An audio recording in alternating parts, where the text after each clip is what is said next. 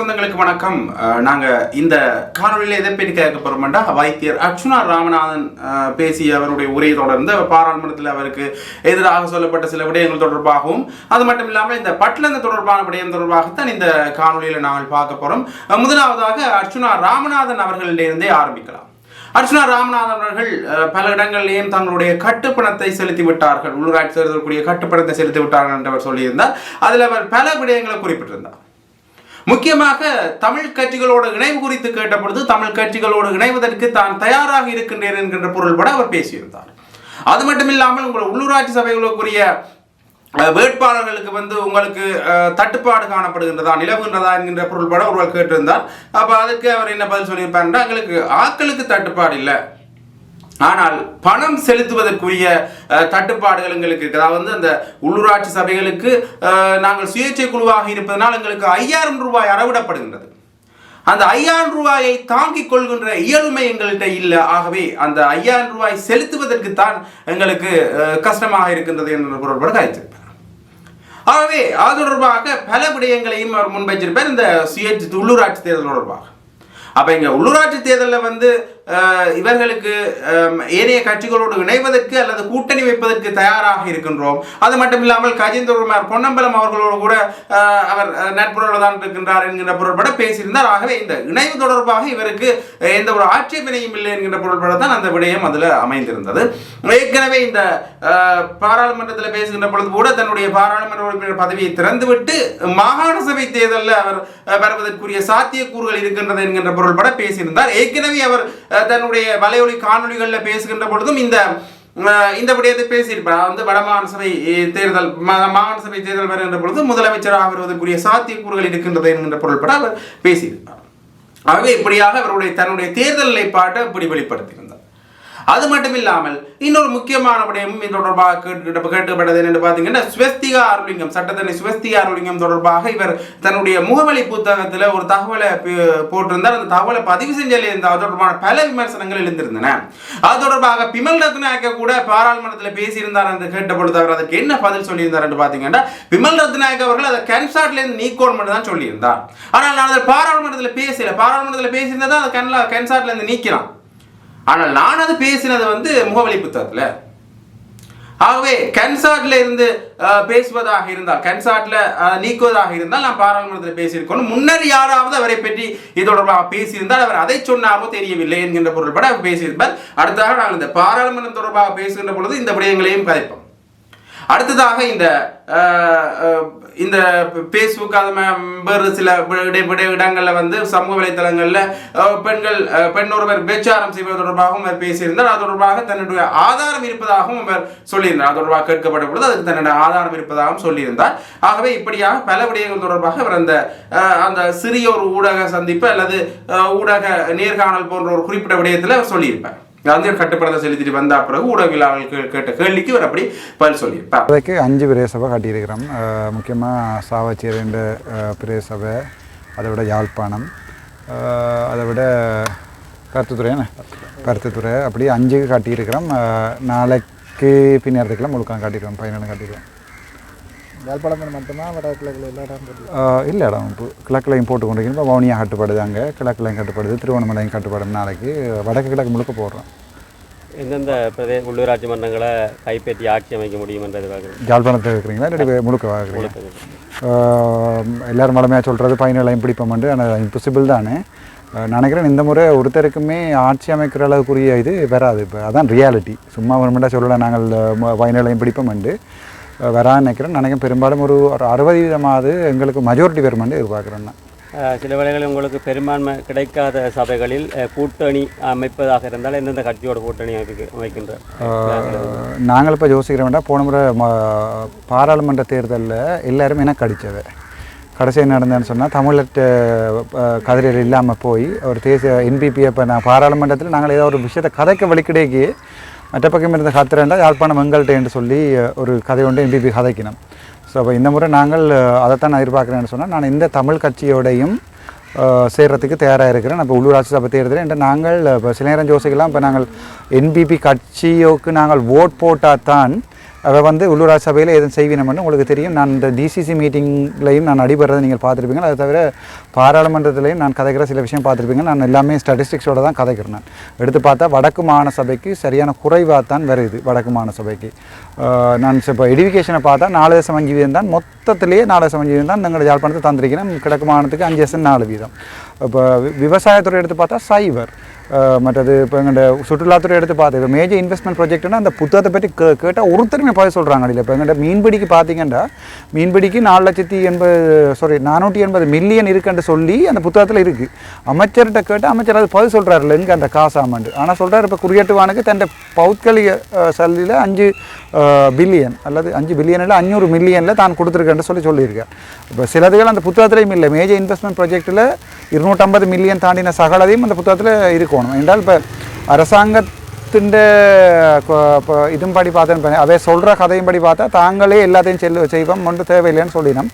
நினைக்கிறேன் நல்ல ஒரு ஒப்போசிஷன் இருக்கணுமென்றதால நான் நினைக்கிறேன் இந்த முறை தச்சமயம் வெல்லாத இடங்களில் வேறு ஒரு தமிழ் கட்சி ஒன்று வெள்ளமாக இருந்தால் அவைக்கு நாங்கள் சப்போர்ட் கொடுக்கறதுக்கு தயாராகும். தச்சமயம் எனக்கு மெஜாரிட்டி இருந்து வேறு ஒரு தமிழ் கட்சி சேர்ந்தால் காணுமெண்டா நாங்கள் அவரோட சேர்கிறதுக்கும் இருப்போம். முக்கியமாக கஜேந்திரகுமார் பொன்னம்பலம் வந்து இப்போ என்னோட வடிவாக கதைக்கிறவர்.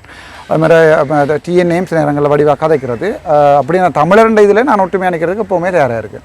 இது மட்டுமில்லை, பாராளுமன்றத்தில் 6 MP மேலும் இருக்கிறோம். அதில் 3 பேர் தமிழ் தேசிய கட்சியில் நிற்கிறோம். தமிழ் தேசியம் கதைக்கிறது நான் உண்டு, ஸ்ரீதரன் ஐயா உண்டு, கஜேந்திரகுமார் பொன்னம்பலம் உண்டு. கஜேந்திரகுமார் பொன்னம்பலம் வந்து இவ்வளோ நாளும் என்னோட கதைக்கல, பட் இப்போ அவர் என்னோட கதைக்கிறவர்.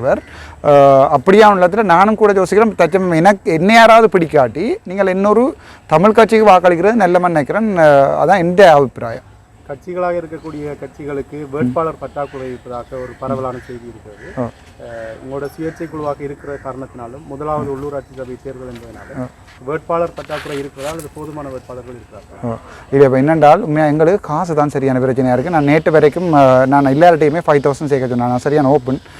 ஆனால் என்னென்றால் இப்போ முன்னாள் போராளிகள் மற்றது கூலி தொழில் செய்கிறார்கள் எல்லாரையும் நாங்கள் நினைச்சிருக்கிறோம். இதில் அதில் இப்போ அவையிட்ட 5000 ரூபாய்க்கு கேட்கல. எனக்கு இந்த வீடியோ ஒரு கோல் வந்து சரியான கவலையான விஷயம் என்னென்றால், டாக்டர் நான் தென்மராட்சியிலேருந்து காய்க்கிறேன், ஒரு 2000 பேங்கில் இப்போ போடுறதுக்கு நிற்கிறேன். அப்போ நான் சொன்னேன் நீங்கள் எந்த இதில் கேட்குறதுக்கு உங்களை யார் எடுத்துருக்கணுமெண்டு. இல்லை நாங்கள் ஒன்றுலையுமே இன்னும் எடுக்கலை எங்களை. ஆனால் நான் டாக்டர் நேற்றையான் கூலி சம்பளத்தினா 2000 இருக்குது போடுறதுக்கு எனக்கு சரியான கவலையாக இருந்தது. இப்போ 1-2 பேர் இப்போ தந்திருக்கணும். இப்போ நாங்கள் கிட்டத்தட்ட 6,70,000 ரூபாய்க்கிட்ட 5 பிரேசக்கூடிய காசை கட்டியிருக்கணும். எங்களை சுயேட்சை குழு வேண்டபடி 5000 ரூபா காசு ஒரு ஆளுக்கு. அது சரியாக தாங்கலாமல் இருக்குது. பட் நகரன் எங்களுக்கு ஆக்கள் பிரச்சனை இல்லை. இப்போ கிளிநொச்சி ஃபுல்லாக ஆக்கள் லிஸ்ட் ரெடி, கட்டுறது காசு இல்லை. அது மாதிரி இப்போ பவுனியாக இப்போ தான் கௌஷல்யா இப்போ கால் பண்ணி சொல்லியிருக்கோம் கட்டுங்கன்னு சொல்லி ஆளுக்கு நீங்கள் உங்களை 5000 ரூபா போடுங்க இங்கே அது வேண்டி. நாங்கள் இருக்கிற தரேன். இந்த கார் பிரேக் டவுன் ஆகிட்டு அவர் 5 லட்சம் ரூபா காசு வச்சுருந்தா ஸ்க்ரீன்ஷாட்டும் பார்த்துருப்பீங்க நீங்கள். அந்த காசு எடுத்து தான் இதில் கட்டியிருக்கு. பட் அது தெரியும், பிரச்சனை இல்லை. ஆக்கள் பிரச்சனை இல்லை ராசாங்களுக்கு. எங்களுக்கு அந்த கட்டுப்பணம் அது 5000 ரூபா சுயேட்சை குழுவுக்கு தாங்கல. அது அவ்வளோ பெரிய அமௌண்ட் கூட. அண்மையில் உங்களுடைய பாராளுமன்ற உரையின் போது ஒரு குறிப்பிட்ட பெண்ணினுடைய பெயரை குறிப்பிட்டு விபச்சாரம் செய்வதாக சொல்லப்பட்ட விவகாரம் இப்பொழுது மிக முக்கியமான பேசுபொருளாக மாறி இருக்கிறது. அதை தாண்டி சட்டத்தரணி சுவஸ்திகா மீது நீங்கள் எழுதியிருந்த முகப்புத்தக பதிவுக்கு எதிராக இன்று விமல் ரத்நாயக்க பாராளுமன்ற நடவடிக்கை எடுக்க வேண்டும் என்று சொல்லியிருக்கிறேன். இது தொடர்பான உங்களுக்கு 2 விஷயம் கேட்டீங்க. ஒன்று முதலாவது நான் கழிச்சது அந்த பாராளுமன்ற காய்க்க சிறப்புரிமை இருக்கும். வெளியில் நான் கருத்து சொல்லிக்கல பிரச்சனை வரும். அதில் நான் ஷோர்ட்டாக சொல்கிறேன். அதுக்குரிய ஆதாரங்கள் என்கிட்ட இருக்குது. அதை வேண்டாம் சட்ட நடவடிக்கை எடுக்கலாம். அதுக்குரிய ஆதாரங்கள் என்கிட்ட இருக்குது முதலாவது. 2வது சுவஸ்திகா அருண்லிங்கம்மா என்ன பேர் சுவஸ்திகா அருண்லிங்கம் நினைக்கிறேன். அவ சம்பந்தமாக நான் எந்த பாராளுமன்றத்தில் எந்த இதுவும் இது வரைக்கும் நான் கதைக்கல. விமல் ரத்நாயகன் அந்த பாராளுமன்ற இதை கேளுங்க வடிவா அவர் சொல்லியிருக்கார். அந்த கன்சார்ட்டில் பதிவாயிருக்கண்டு அந்த கன்சார்ட்டில் பதிவாயிருக்கிறத ரிமூவ் பண்ண சொல்லி தான் அவர் கேட்டிருக்கார். அப்போது நான் பார்லிமெண்ட்டில் கதைக்கிறேன். நான் நினைக்கிறேன் நான் இல்லாத நாட்களில் வேறு யாரோ ஒரு ஆள் அபாவை பற்றி ஏதோ கன்சார்ட்டில் கதைச்சிருக்கணும் போலக்கு. கன்சார்ட்டில் கதைக்கிறது தான் பாராளுமன்றத்தில் கன்சார்ட்டில் ரிமூவ் பண்ணலாம். இப்போ நான் முகப்புத்தகத்தில் போடுற ஒன்றை போட்டால் அதை கன்சார்ட்லேருந்து நீக்கிறாது. அந்த நான் இதுக்கு இப்போ கௌஷல்யா காட்டி நான் திரும்ப கேட்டு நான் அந்த இதை அதில் சொல்லிக்கேன் கன்சார்ட்டிங் இவட் கிரீமு கீழே அப்போ இல்லைன்னு வகைன்னு சொல்லி தான் போட்டிருக்கு. அதாவது கன்சார்ட்டில் ரிமூவ் பண்ண சொல்லி. அப்போ இந்த கதை கன்சார்ட்டில் வராது தானே. மற்றது சுவஸ்திகா அருண்லிங்கம் சம்மந்தமாக தனிப்பட்ட ஒரு கோபமும் இல்லை. ஆனால் அவார்டு 1-2 கருத்துக்கள் வந்து இப்போ சிலதுகள் வந்து நாங்கள் சமூக அக்கறையோடு தான் பாராளுமன்றத்தில் கதைக்கிறோம். நாங்கள் ஒரு 13 வயசு ஒரு என்னோட ஒரு எவிடன்ஸ் வந்தபடியாக தான் நான் பார்த்தேன்னா அது இப்போ இந்த இளம் சமுதாயம் அழியுதுன்றதால் மற்றது அந்த புத்தகங்கள் இருக்கிற அந்த வீடியோக்களையும் பார்த்தேன்னா நாங்கள் கோவப்பட்டு கதைக்கிறோன்றது வேறு ஃபோனும் இல்லை. ஆனால் அது ஒரு வீடியோ அடித்து போடுறன்ற பிரச்சனை. அப்போ நான் அது ஒரு சமூக பொறுப்போடு தான் அது நான் கதைச்சினா அது பாராளுமன்றத்தில் கதைச்சபடியாக எனக்கு அது இம்யூனிட்டி இருக்கப்போ. இல்லை அந்த சொல்லாடல் வந்து தவிர்க்கப்பட்டிருக்கலாம்னு இருக்கிறீங்களா? இல்லை இப்போவும் நீங்கள் அந்த சொல்லாடல் இல்லை அது என்னென்றால் அந்த இடத்துல இருந்தப்போ கன பேர் எனக்கு கால் பண்ணி சொன்னவ. அதுக்கப்புறம் எவிடன்ஸும் அனுப்பினபடியாக பார்த்தேன். நான் அந்த பிள்ளைன்ற வீடியோவையோ அந்த இதுலையோ நான் விடையில இருந்தால் சின்ன பிள்ளை 13 வயசு படிக்கும். அப்போ அது ஒரு பிரச்சனை தான் எங்களுக்கு, அது ஒரு இஷ்யூ. அப்போ இப்போ ஒரு 28 32 வேறு, ஒரு 13 வயசு பிள்ளைன்றது வேறு. அதால் எனக்கு அது கதைக்க வேண்டிய தேவையை உணர்த்தினபடியாக நான் காய்ச்சினேன். இப்போ மற்றபடி எனக்கு அவள் யாருன்னு தெரியாது. எனக்கு எந்த தனிப்பட்ட ஆக்களோட எந்த சண்டையும் இல்லை எனக்கு. மற்ற உங்களுக்கு தெரியும் என்ன 2-3 யூடியூபர் சம்மந்தமான விடயங்களும் கதைச்சு அதுக்குரிய ஆக்ஷனும் நடப்பட்டு கொண்டிருக்கு. என்றால் இப்போ சமூகத்தில் இப்போ நீங்கள் உங்கள்கிட்ட யூடியூப் இருக்கப்போ உங்களுக்கு தெரியும் இப்போ வளமையாக இவ்வளோ ஹாஸ் வரும்னு தெரியும். அப்போ அதை நாங்கள் ஒரு லிமிட் பண்ணணும். இப்போ நாங்கள் ஒரு உதவி என்று சொல்லி காட்டி வீடியோ போடல. அப்போ இப்போ 10 பேர் வந்து ஒரு ஆளுக்கு உதவி செய்யணும். உங்களுக்கு தெரியும் நான் சில வைத்தியசாலை பற்றி கதைக்கையில் ஒரு சிடி மிஷினுக்கு 10 பேர் ஃபண்ட் பண்ணுவேன். உங்களுக்கு தெரியும். ஆனால் ஒரு சிடி மிஷின் தான் வேண்டுபடும். அப்படியானதில் கொஞ்சம் கண்ட்ரோல் பண்ணணும்னு நினைக்கிறேன்.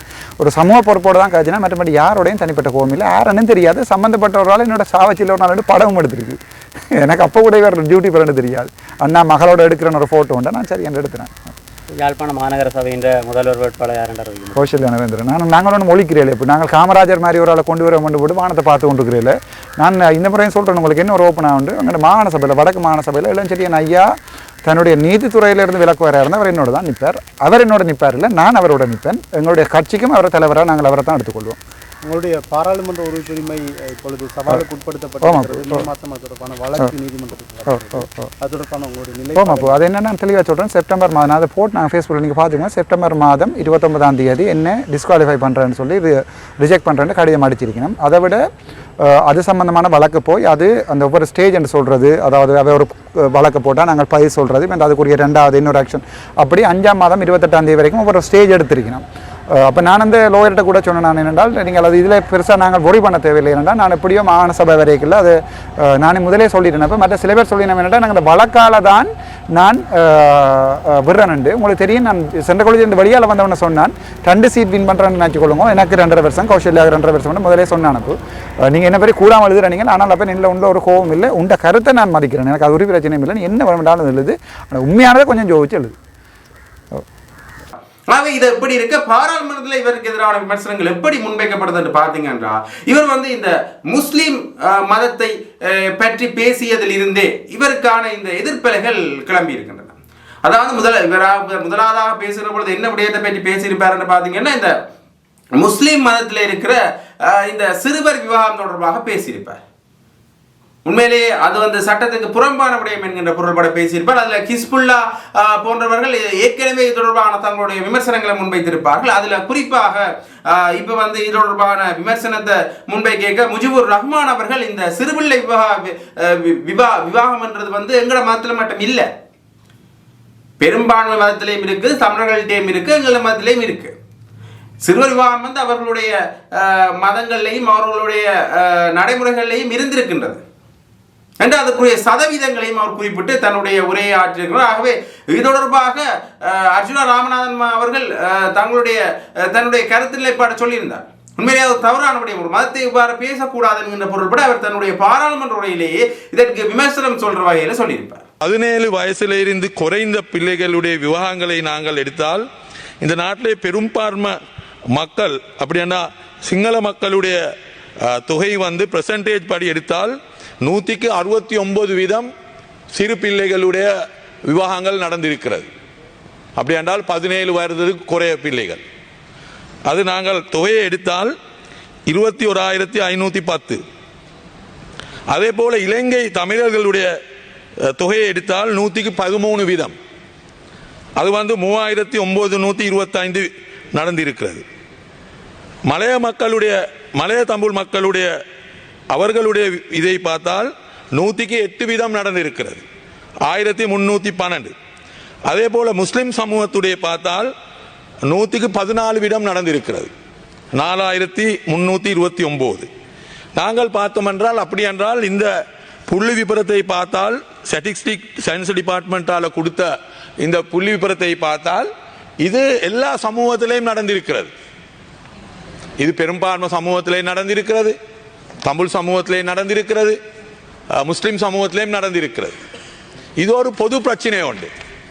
அந்த பொது பிரச்சனையை பேசாமல் ஒரு சமூகத்துக்கு மற்றும் அதிலே குத்தத்தை முன்வைத்து பேசுறது என்றால் அது பின்னால வேறொரு தாக்கங்கள் திட்டங்கள் இருக்கலும். ஏனென்றால் எங்களுடைய நாட்டிலே நடக்கக்கூடிய சிறு பிள்ளைகளுடைய விவாகங்கள் எல்லா சமூகத்திலையும் நடந்திருக்கிற நேரத்தில், ஆனால் மற்ற சமூகத்தை பற்றி பேசாமல் ஒரு சமூகத்துக்கு குத்தத்தை சாட்டுறது என்று சொன்னால் அதனால அது பின்னாலே வேறொரு அரசியல் காரணங்கள் இருக்கணும் என்று ஒரு சந்தேகம் எங்களுக்கு இருக்கிறது.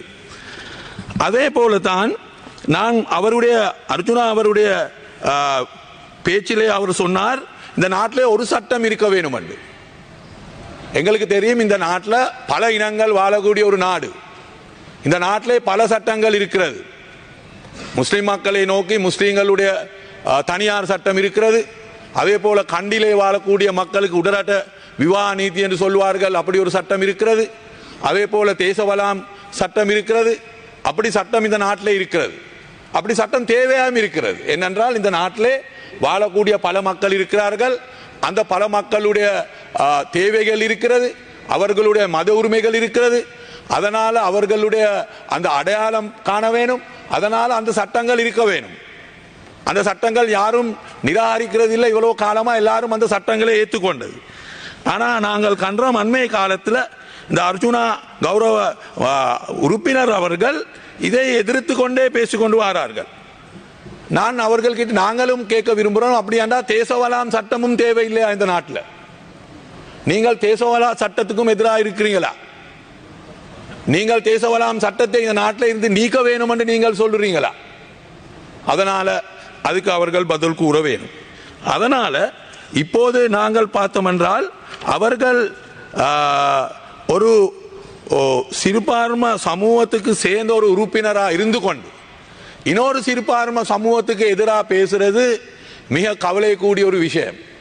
ஏனென்றால் இந்த நாட்டில் பாராளுமன்றத்தில் பல தமிழ் உறுப்பினர்கள் இருந்திருக்கிறார்கள், இப்போ உறுப்பினர்கள் இருக்கிறார்கள், வடக்கை பிரதிநிதித்துவம் பண்ணக்கூடிய உறுப்பினர்கள், கிழக்கு மாகாணத்தை பிரதிநிதித்துவம் பண்ணக்கூடிய உறுப்பினர்கள்.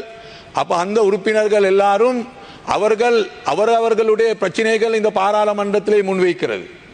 யாரும் இன்னொரு இனத்துடைய உரிமைகளுக்கு பாதிக்கு வரக்கூடிய கருத்துக்கள் முன்வைக்கிறதும் இல்லை, இன்னொரு இனத்துக்கு எதிரான கருத்துக்கள் முன்வைக்கிறதும் இல்லை. அதனால ஒரு சிறுபான்மை மக்களுடைய பிரதிநிதியாக இருந்து கொண்டு இன்னொரு சிறுபான்மை மக்களுக்கு எதிராக அவர்களுடைய கருத்தை தெரிவிக்கிறது, நான் நினைக்கிறேன் அவருக்கு வாக்களித்த மக்களுக்கு செய்கிற ஒரு அவமானம் என்று நான் நினைக்கிறேன். அவரை பாராளுமன்றத்துக்கு அனுப்பின மக்களுக்கு செய்கிற ஒரு அவமானம் அது. ஏனென்றால் இந்த நாட்டில் வாழக்கூடிய தமிழ் பேசக்கூடிய மக்களுக்கு பல பிரச்சனைகள் இருக்கிறது. பல பிரச்சனைகள் அது இந்த நாட்டில் சுதந்திரம் கிடைச்ச நாளில் இருந்து இன்று வர காட்டியும் எத்தனையோ அரசாங்கம் இருந்து இருக்கிறது. ஆனால் எல்லா அரசாங்கமும் பிரச்சனைகளுக்கு சரியான முறையிலே தீர்வு வழங்கவில்லை. அதனால தான் இந்த நாட்டில் ஒரு யுத்தமும் உருவாவினது. நாங்கள் இந்த நாட்டில் 35 வருடம் ஒரு யுத்தத்தை செய்து இப்போ யுத்தம் முடிவந்திருக்கிறது. ஆனால் அந்த யுத்தத்தை உருவாக்கக்கூடிய காரணங்கள் ஆனால் இன்றும் எங்களுக்கு இன்னும் தீர்வு வழங்க இல்லாத கூடிய நிலைமை தான் காணப்படுறது. இப்போ யுத்தம் முடிவந்ததும் எங்களுக்கு தெரியும் 15 வருடமாக இருக்கிறது. ஆனால் அந்த 15 வருடமாக இருந்தாலும் யுத்தத்தை உருவாவின காரணங்களை தீர்க்கிறதுக்கு எங்களுக்கு விளங்குகிறது இன்றும் ஒரு அரசாங்கம் இப்போதும் முன்வந்து இல்லை.